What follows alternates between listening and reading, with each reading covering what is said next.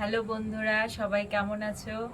আজকে আমি চলে এসেছি চিলি পনির বানাবো তোমাদের সাথে। চলো রেসিপিটি শেয়ার করছি। চলো বন্ধুরা, তাহলে শুরু করছি। প্রথমে আমি পনির পিস পিস করে কেটে নিচ্ছি। সবগুলো পনিরের সাইজ যেন একই রকম হয়। পনিরের সাইজ যদি একই রকম হয় তাহলে চিলি পনিরটা বেশ সুন্দর হয়। চিলি পনির কিন্তু খুব অল্প সময়ে এবং খুব সহজেই তৈরি করা যায়। দেখো বন্ধুরা, আমার সবগুলো পনির কাটা হয়ে গেছে। আমি একটা প্লেটের মধ্যে পনিরগুলোকে তুলে নিয়েছি। এখন কেটে রাখা পনিরের মধ্যে আমি অল্প পরিমাণ লবণ, 2 চামচ কর্নফ্লাওয়ার আর সামান্য পরিমাণ লঙ্কার গুঁড়ো দিয়ে ভালো করে মেখে 20 মিনিটের জন্য রেখে দিচ্ছি। পনিরটাকে হাত দিয়ে না মেখে যদি এইভাবে ঝাঁকিয়ে মেখে নেওয়া যায় তাহলে পনিরের গায়ে কর্নফ্লাওয়ারটা খুব সুন্দরভাবে লেগে যায়। চিলি পনির বানানোর জন্য আমি ক্যাপসিকাম আর পেঁয়াজকে একটু বড় সাইজ করে কেটে নিয়েছি আর রসুন আদা কুচিয়ে নিয়েছি। সব কিছু রেডি করে নিয়েছি। পনির ম্যারিনেট করতে দিয়ে দিয়েছি, সব রেডি।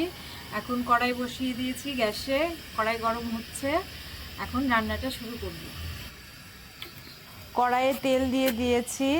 গরম তেলে পনিরগুলোকে একটু ভালো করে লাল লাল করে ভেজে নিচ্ছি।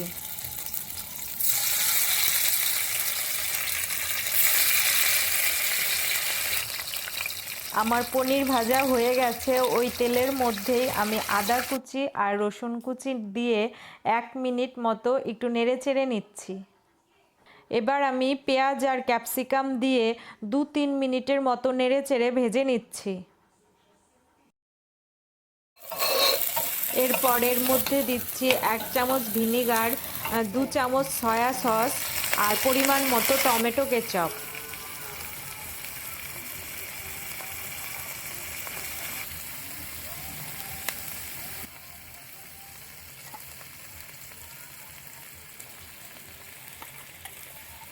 সব কিছু আমার দেওয়া হয়ে গেছে। এবার আমি এটিকে একটু সুন্দর করে কষিয়ে খুব অল্প পরিমাণ জল দিয়ে দিচ্ছি।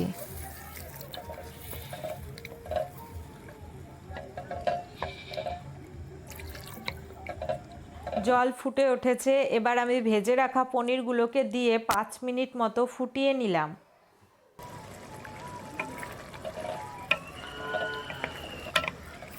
এরপর একটি বাটিতে আমি খুব সামান্য পরিমাণ কর্নফ্লাওয়ার জল দিয়ে গুলিয়ে পনিরের মধ্যে দিয়ে দিলাম।